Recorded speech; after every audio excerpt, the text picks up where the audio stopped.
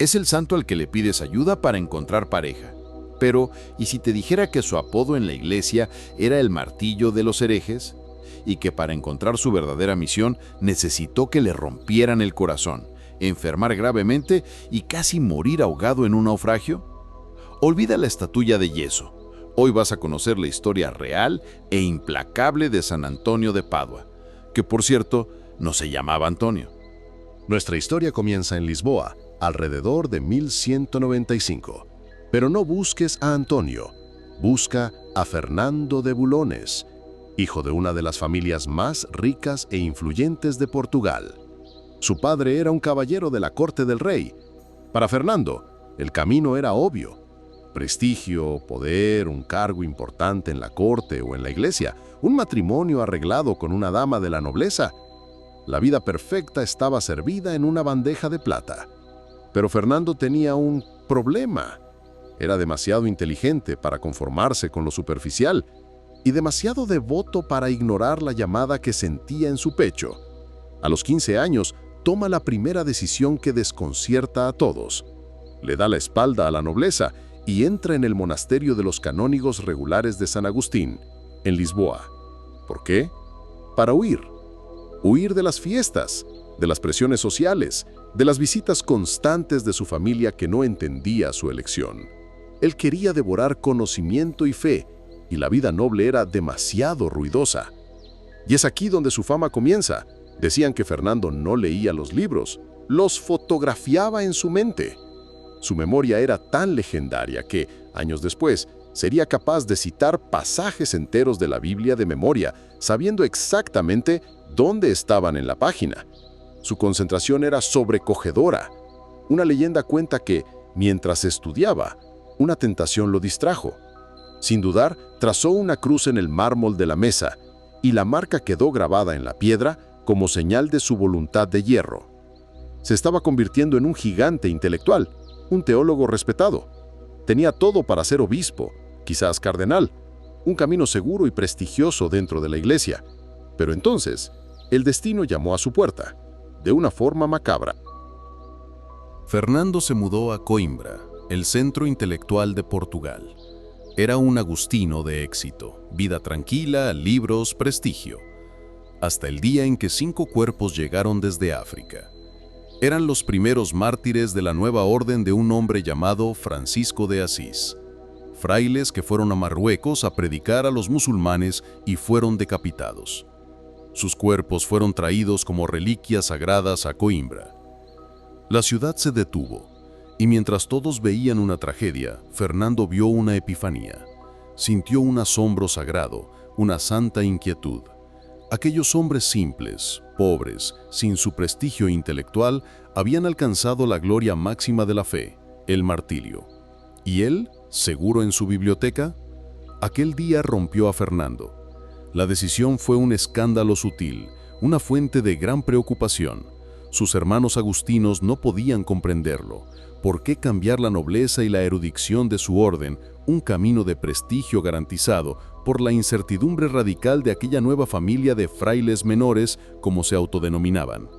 Para ellos era un paso atrás, una inmersión en lo desconocido y en la pobreza extrema. Pero para Fernando era un ascenso. Ya no quería la seguridad del conocimiento, quería la entrega radical de la fe. Fue recibido con alegría y brazos abiertos por los pocos franciscanos que estaban allí, y para sellar su nueva vida, abandonó su nombre de noble. Fernando murió. En honor a la ermita donde se unió a los frailes, dedicada a San Antón, renació como Antonio. Su misión era clara: ir a Marruecos y morir como aquellos 5 mártires. Llegó a Marruecos, listo para predicar y morir. Pero el destino, o Dios, tenía otros planes. Antonio no encontró la espada del sultán, sino una fiebre violenta, una enfermedad misteriosa que lo consumió por semanas. Débil, derrotado, se vio forzado a hacer lo impensable: rendirse. En el barco de regreso a Portugal, el humillado misionero se enfrenta a la furia de la naturaleza. Una tormenta brutal desvía el barco de su curso durante días. Imagina la desesperación. No logró ser mártir. No podía volver a su antigua vida y ahora el mar lo tragaría en el anonimato.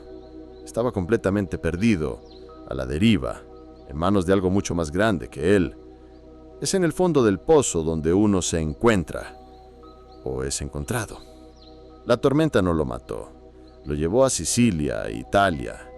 Solo, enfermo, sin hablar bien el idioma local, Antonio no era nadie, un náufrago. Pero fue allí, en el punto más bajo de su vida, donde escuchó un rumor.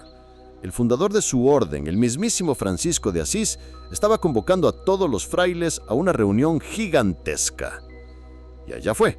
En este encuentro histórico, conocido como el Capítulo de las Esteras, Antonio era invisible. Nadie conocía a aquel fraile portugués de acento extraño. Vio a San Francisco, el hombre que lo inspiró, pero probablemente no cruzó una palabra con él. Antonio era solo uno más en la multitud, un gigante intelectual escondido bajo una capucha, en silencio. El tiempo pasó. Meses después, en una ordenación de nuevos sacerdotes, el fraile elegido para predicar simplemente se bloqueó. Pánico. El superior, sin opciones, miró a aquel fraile extranjero y callado que siempre estaba limpiando la cocina. Antonio, le dijo, sube y di lo que el Espíritu Santo te inspire. Y entonces, el volcán entró en erupción.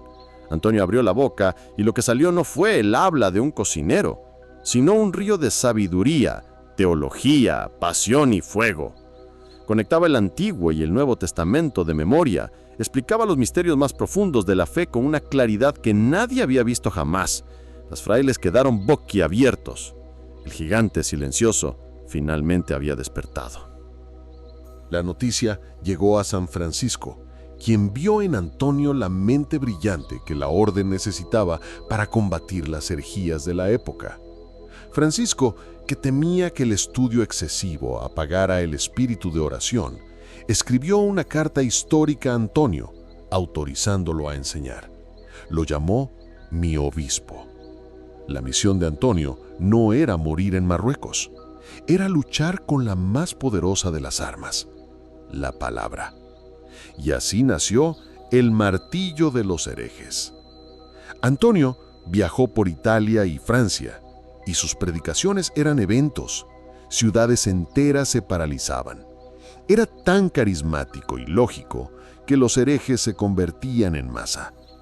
Cuando una ciudad se negó a escucharlo, fue a la orilla del río y predicó a los peces, que, según la leyenda, se reunieron para escucharlo.